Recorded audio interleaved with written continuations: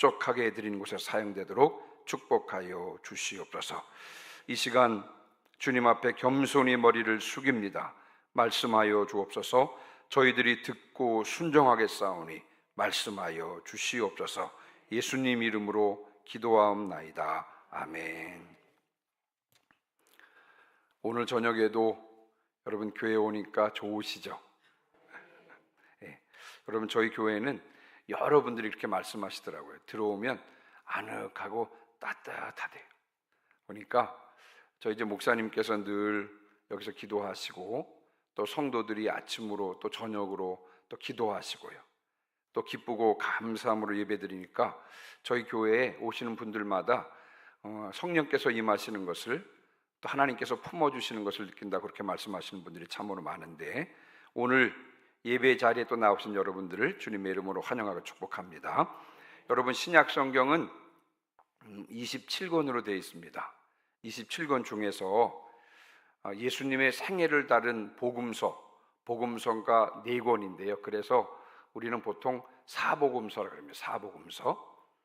뒤에 복음자가 붙어 있는 것이 그것들이 이제 그것인데요. 마태복음, 마가복음, 누가복음, 요한복음, 이것을 가리켜서 사복음서라 그럽니다. 이미 여러 번 말씀을 드렸습니다만 이 사복음서가 공통적으로 다루고 있는 두 가지 주제가 있는데요. 마태복음, 마가복음, 누가복음, 요한복음, 공통적으로 다루는 두 가지 주제가 있습니다. 첫 번째는 뭐냐 하면 예수님이 누구신가, 이걸 다루고 있습니다. 또 두 번째 큰 주제는 뭐냐 하면 예수님께서 왜 이 땅에 오셨는가, 예수님께서 이 땅에 오신 목적이 무엇인가, 이 두 가지를 공통적으로 다루고 있습니다. 자, 그러니까 여러분 사복음서를 읽으면서 예수님이 누구신지, 또 예수님께서 이 땅에 오신 목적이 무엇인지를 그 주제에 대한 답을 할 수 없다면 아마 복음서를 잘못 읽었다 이렇게 생각해도 될 것입니다. 자, 우리가 오늘은 이제 마태복음을 다룰 텐데요. 마태복음도 마찬가지입니다. 마태복음도 크게 이 두 가지 주제를 다루고 있는데 1장부터 16장까지가 말씀드렸던 대로 예수님이 누구신가를 다루고 있고요. 또 16장부터 마지막 28장까지는 예수님께서 왜 이 땅에 오셨는지를 다루고 있습니다. 이 두 가지 주제를 다루고 있습니다. 오늘은 그 마태복음 중에서도 여러분 16장을 다룰 텐데 16장, 이 16장은 마태복음의 중심장이라고 할 수가 있습니다. 마태복음의 중심장. 왜냐하면 여러분이 아까도 제가 말씀을 드렸습니다만 요 1장부터 16장까지가 예수님이 누구신지를 다루고요. 그 다음에 16장부터 28장까지가 예수님께서 왜 이 땅에 오셨는가를 다루고 있는데, 이 공통 겹치는 부분이 16장이죠. 그렇죠? 이 16장을 기준으로 해서 앞부분은 예수님이 누구시냐, 뒷부분은 예수님께서 이 땅에 오신 목적이 무엇인지를 다루고 있기 때문에 그렇습니다. 뿐만 아니라 여러분 이 16장 안에는 중요한 주제들이 많이 담겨져 있습니다. 자, 예를 들어서 예수님이 누구신가, 두 번째, 예수님은 무엇을 위해 오셨는가, 세 번째, 예수님의 제자가 된다는 것은 무엇을 의미하는가, 네 번째, 예수님의 제자가 된 우리들이 주의해야 할 점이 무엇인가, 다섯 번째, 하나님의 나라는 언제 완성되는가. 이와 같은 중요한 주제를 다루고 있는 것이 이 마태복음 16장입니다. 그래서 오늘 이 시간에는요, 이 16장에 담겨져 있는 여러 중요한 주제들을 하나하나 살펴보면서 은혜를 나누고자 합니다. 오늘 16장을 다루면서 예수님이 누구신지, 또 예수님께서 왜 이 땅에 오셨는지를 다시 한번 분명히 마음판에 새기시는 시간이 되시기를 주님의 이름으로 축원합니다. 뿐만 아니라 주님의 제자로서의 정체성을 분명히 새기고 주님께서 재림하실 때까지 주님의 제자로서의 길을 바르게 걸어갈 수 있는 저와 여러분들 되시기를 주님의 이름으로 축원합니다. 자, 이제 그 다섯 가지 주제 중에서 첫 번째 주제를 다루는데요. 자, 첫 번째 주제는 뭐냐면 예수님이 누구신가입니다. 제가 예수님이 누구신가 첫 번째 주제인데요.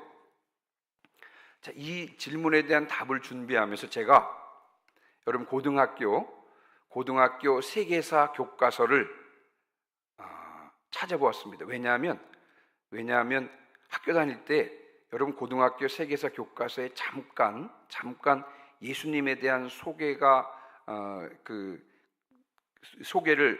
예수님에 대한 소개가 나오는 그런 지면이 있다는 것을 기억을 해서 고등학교 세계사 교과서, 지금 고등학교 세계사 교과서에는 예수님을 어떻게 소개할까 이게 궁금해졌습니다. 그래서 인터넷에서 검색해 보니까 금성출판사, 천재교육출판사, 미래엔 출판사 내용을 살펴볼 수 있었습니다.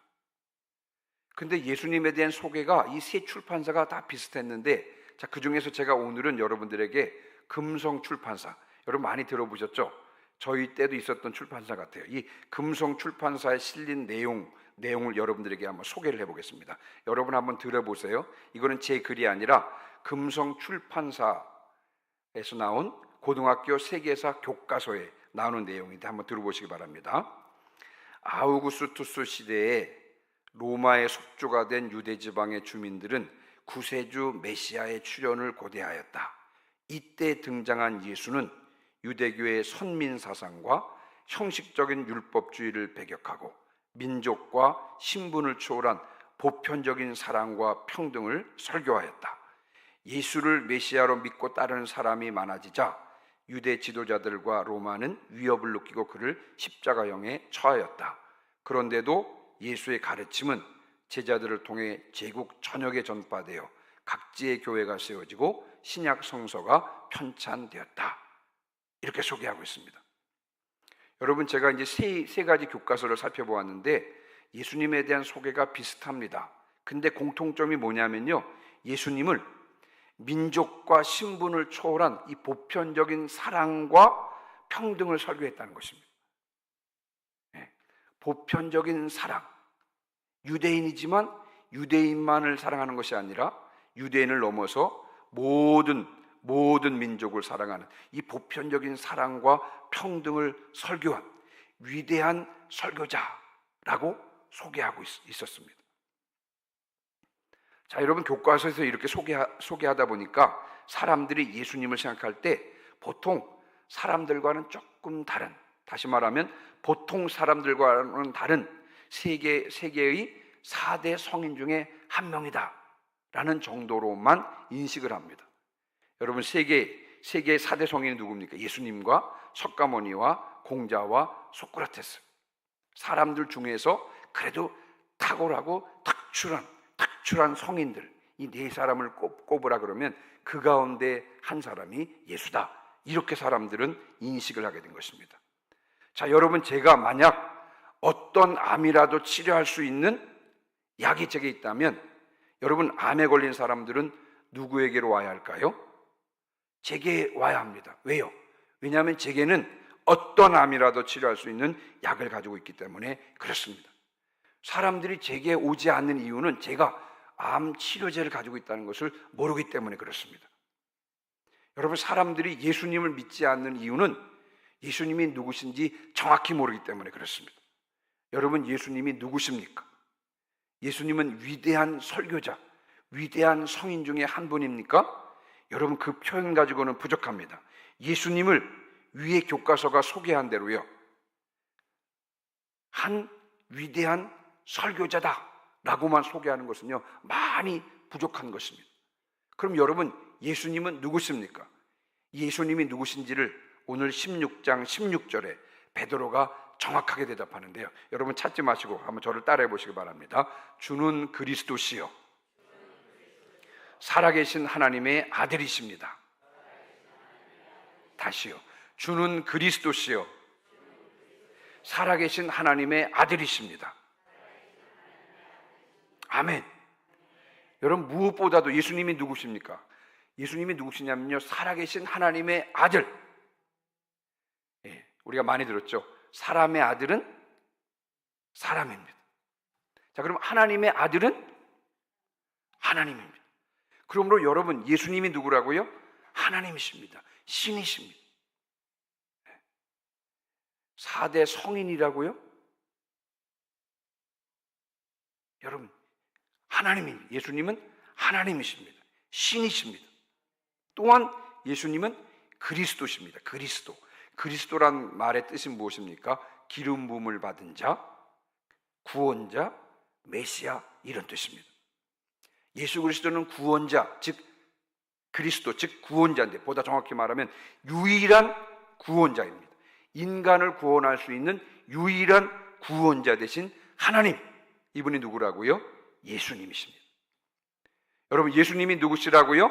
예수님은 하나님이시고 예수님은 유일한 구원자 그리스도십니다.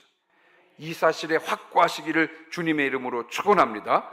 세상 사람들이 예수님을 조금 일반 사람들보다 조금 더 높이 평가해서 위대한 성인입니다. 너무너무 부족한 표현입니다. 여러분, 예수님은 사람이 아닙니다. 하나님이십니다. 인간을 구원할 수 있는 유일한 구원자 되신 하나님이 누구시라고요?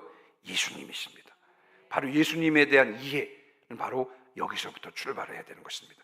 예수님이 누군지 정확히 아는 것으로부터 우리가 출발해야 될 줄 믿습니다. 이와 같은 사실에 확고하시기를 주님의 이름으로 축원합니다. 아멘. 자, 두 번째 주제는 뭐냐면요. 자, 예수님은 무엇을 위해 오셨는가? 하나님의 아들이시고 구원자 되신 예수님께서 이 땅에 오신 목적은 무엇입니까? 예수님께서 이 땅에 왜 오셨습니까? 그게 구원자라고 하는 이름 뜻에서 우리가 금방 분명히 알 수가 있는 것은 뭐냐면 예수님은 우리를 구원하시기 위해서 오셨습니다. 인간의 가장 근본적인 문제는 죄의 문제입니다. 왜냐하면 인간의 모든 문제는 죄로부터 시작되었기 때문에 그렇습니다. 여러분, 아담이 죄를 짓지 않았으면 죽음도 모른 채 염려, 근심, 걱정 없이 먹는 것, 사는 것 걱정 없이 여러분 에덴 동산에서 하나님과 마음껏 즐길 수 있었을 것입니다. 그런데 아담이 범죄한 이후에 인류에게 모든 문제가 발생하게 된 것입니다. 인간의 가장 근본적인 문제는 죄 문제인데요. 가장 근본적인 문제, 이 죄의 문제를 해결하시고 우리를 구원하시기 위해서 이 땅에 오신 유일한 구원자가 되신 분이 누구시라고요? 바로 예수 그리스도시라는 것입니다. 자, 그렇다면 예수님께서 어떻게 죄의 문제를 해결하시고 우리를 구원해 주시는 것입니까? 21절입니다. 여러분, 21절 한번 다 같이 읽어볼까요? 시작.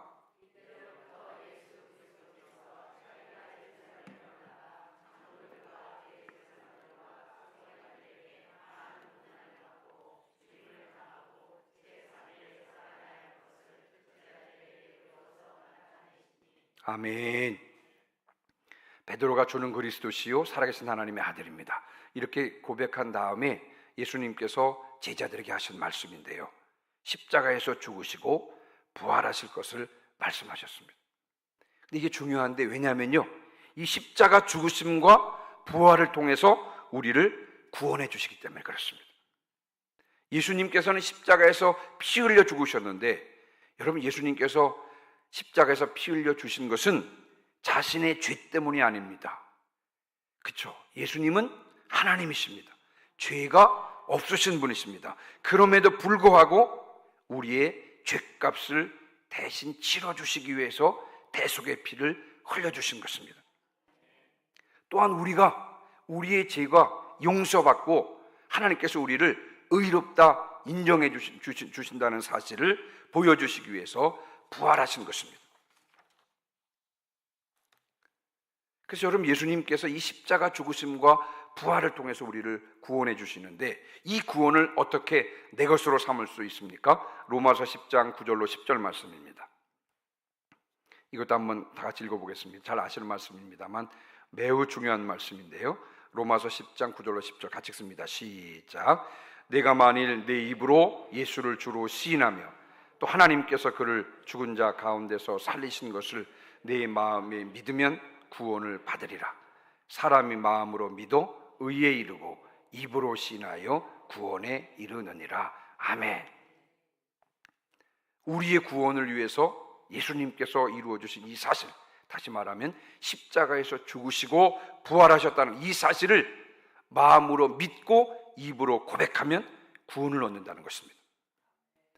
하나님께서 우리를 사랑하셔서 구원을 은혜로 허락해 주셨는데, 이 구원을 믿음으로 구원을 받게 된다고 하는 것입니다. 에베소서 2장 8절로 9절 말씀입니다. 자, 여러분, 이 사실을 통해서 우리는 무엇을 할 수 있습니까? 여러분, 모든 것이 하나님의 은혜입니다. 구원이 얼마나 귀하면요, 여러분이 구원이 얼마나 귀하면 하나님께서 당신의 아들의 목숨값을 지불하셨겠습니까?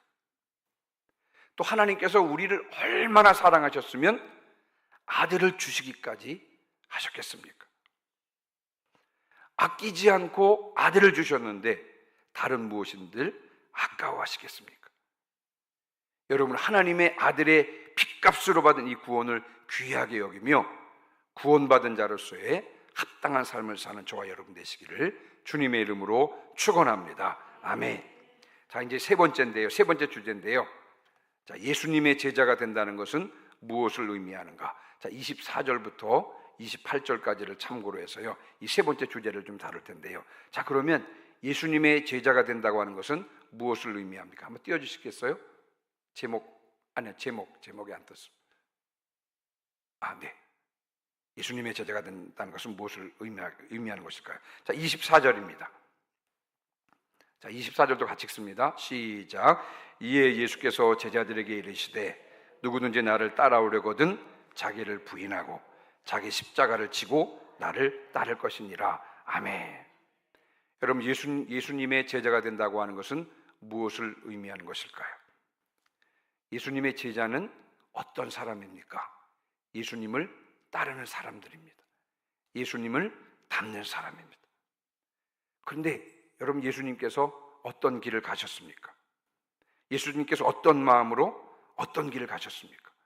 그것을 알아야 우리도, 예수님의 제자인 우리들도 예수님의 마음으로 예수님의 길을 따라가는 것 아니겠습니까? 그렇죠? 예수님이 걸어가신 길을 가장 잘 설명하는 성경 구절이요, 빌립보서 2장 5절 이하의 말씀입니다. 이건 안 띄우셔도 됩니다. 여러분, 예수님께서 걸어가신 길을 가장 잘 설명하는 성경 구절 중에서 하나가 바로 빌립보서 2장 5절 말씀입니다. 빌립보서 2장 5절 말씀에 너희 안에 이 마음을 품으라 곧 그리스도 예수의 마음이니 그랬어요. 우리 예수님의 제자잖아요. 예수님의 제자인 우리들은 어떤 마음을 가져야 된다고요?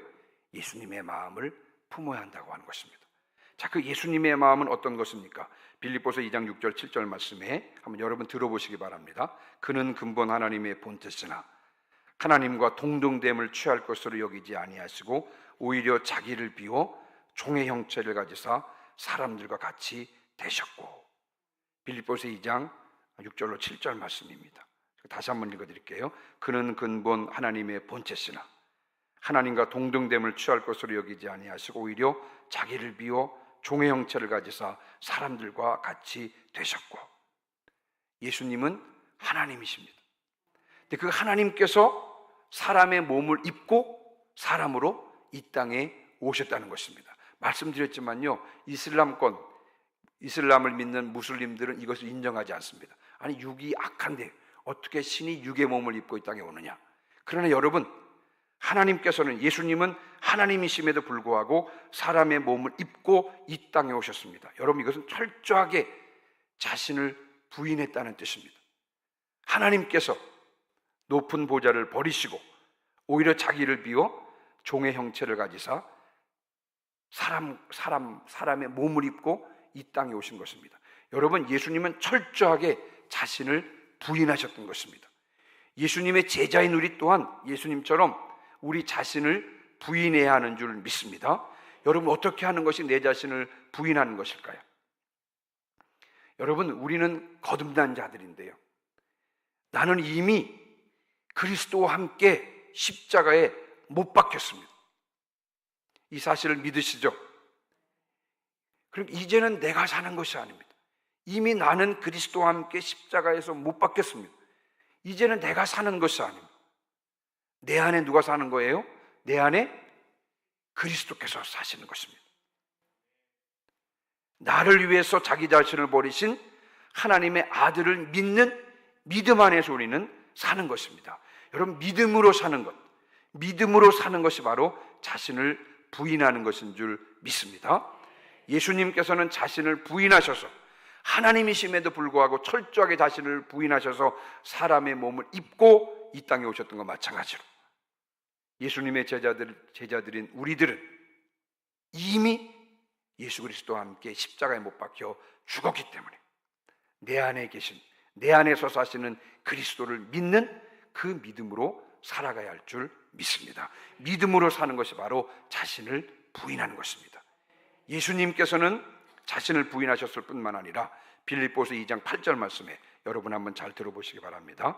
사람의 모양으로 나타나사 자기를 낮추시고 죽기까지 복종하셨으니고 십자가에 죽으심이라. 예수님께서는 십자가를 지셨습니다.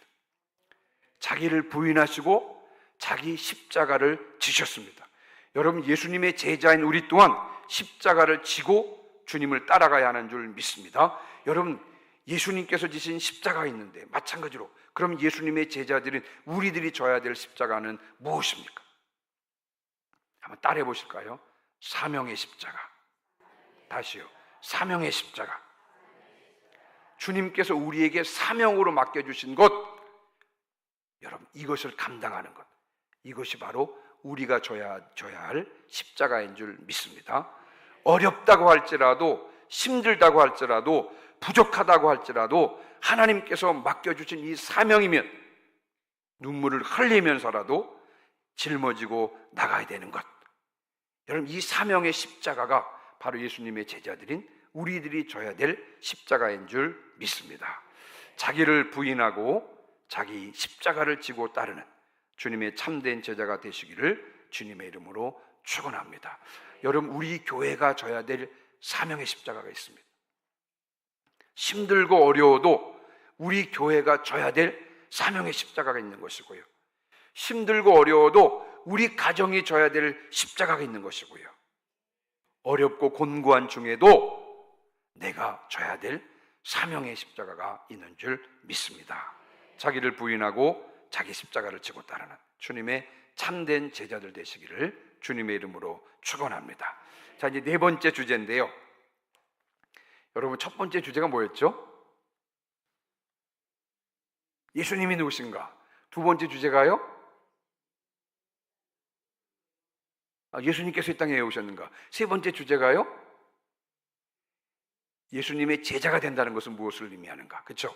네 번째 주제가 무엇입니까? 예수님의 제자 된 우리들이 주의해야 될 점, 예수님을 따른다고 하는 예수님의 제자들인 우리들이 주의해야 될 점이 무엇입니까? 자, 5절부터 12절인데요. 여러분, 6절입니다. 6절. 자, 16장 6절은 같이 한번 읽겠습니다. 16장 6절은 띄워주세요. 자, 16장 6절 같이 읽습니다. 시작. 예수께서 이르시되 삼가 바리새인과 사두개인들의 누룩을 주의하라 하시니. 아멘. 바리새인과 사두개인들의 누룩을 주의하라 그랬죠. 자, 12절입니다. 12절. 자, 12절도 같이 읽습니다. 시작. 그제서야 제자들이 떡의 누룩이 아니요 바리새인과 사두개인들의 교훈을 삼가라고 말씀하신 줄을 깨달으니라. 아멘. 12절에는요 바리새인과 사두개인들의 교훈을 삼가라 그랬습니다. 예수님의 제자된 우리들이 주의해야 될 점은 뭐냐면 바리새인의 교훈과 사두개인의 교훈을 삼가야 한다는 것입니다. 자, 그러면 바리새인의 교훈은 무엇이고 사두개인의 교훈은 무엇입니까? 여러분, 바리새인들은요 율법에 철저했던 사람입니다. 철저하게 율법을 지키려고 했던 사람입니다. 이 바리새인의 교훈, 우리가 주의해야 될 이 바리새인의 교훈은 무엇이냐면요, 결론적으로 좀 말씀을 드려보면 내가 무엇을 행함으로 의롭담을 얻으려고 노력하는 것을 말하는 것입니다. 내가 노력해서 하나님 앞에 의롭다 인정받으려고 하는 것, 이게 바로 바리새인의 교훈인 것입니다. 그러다 보니까 내가 스스로 노력해서 성취하고 이루고 얻기 때문에 그러다 보니까요 나를 드러내고 나를 자랑을 합니다.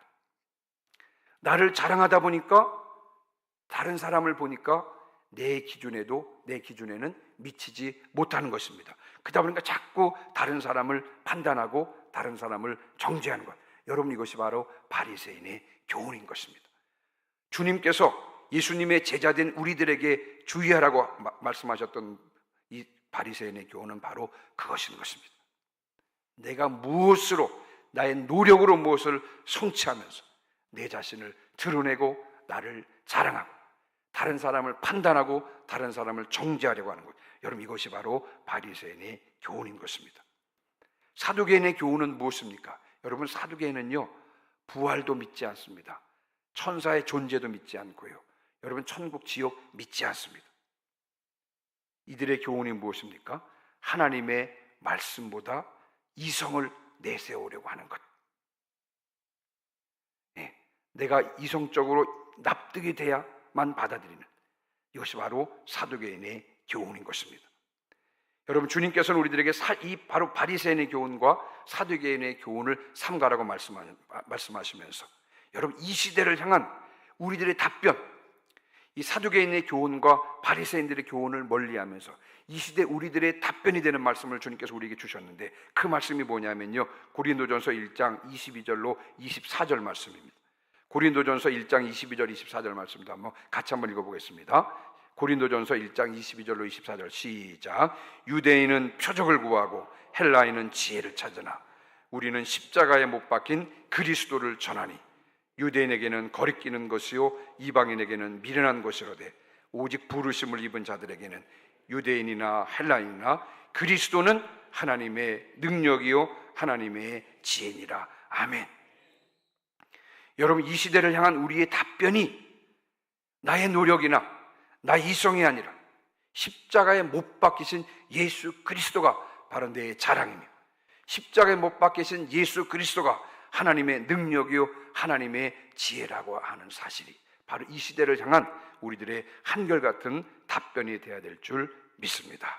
바리새인들의 교훈, 바리새인의 교훈과 사두개인의 교훈을 삼가며 오직 십자가에 못 박힌 예수 그리스도를 증거하고 예수 그리스도를 자랑하는 저와 여러분 되시기를 주님의 이름으로 축원합니다. 아멘. 자, 마지막 5번째 주제입니다. 하나님의 나라는 언제 완성되는가? 여러분, 27절 28절입니다. 마지막 주제 좀 빠르게 한번 다루겠습니다. 자, 마태복음 16장 27절 28절도 같이 읽습니다. 인자가 시작.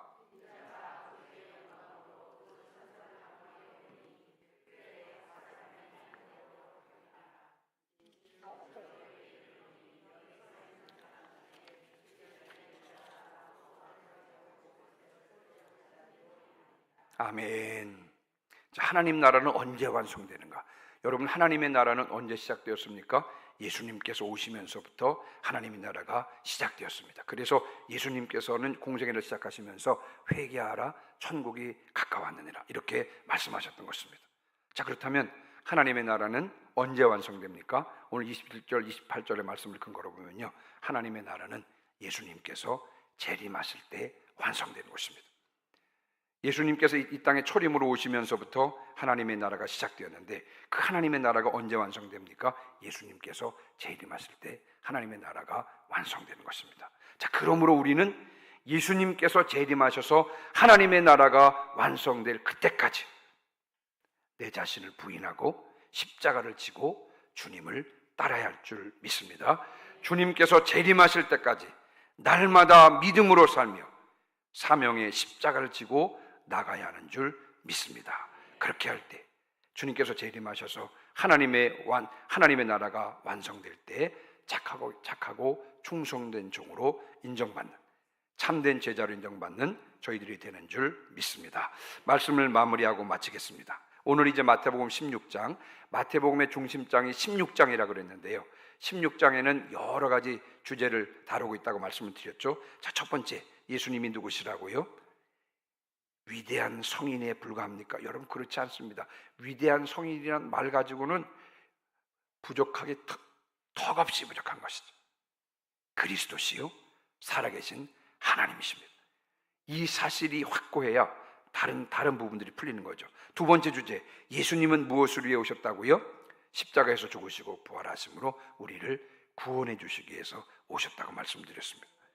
예수님의 제자가 된다는 것은 무엇을 의미한다고요? 자기를 부인하고 자기 십자가를 지고 주님을 따르는 것을 의미한다고 말씀을 드렸고요. 네 번째 주제, 예수님의 제자 된 우리들이 주의해야 될 것은 무엇이라고요? 바리새인의 교훈, 자기 의를 드러내려고 하는 것, 그 사두개인들의 교훈, 이성을 내세우려고 하는 것. 이것을 주의해야 된다고 주님께서 말씀하셨고요.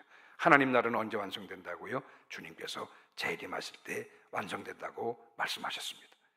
주님께서 재림하셔서 하나님의 나라가 완성될 때까지 내 안에 와 계신 주님을 주인으로 모시고 자기를 부인하고 자기 십자가를 지고 주님을 따르는 주님의 참된 제자로서의 길을 걸어가시는 저와 여러분 되시기를 주님의 이름으로 축원합니다. 아멘. 176장입니다.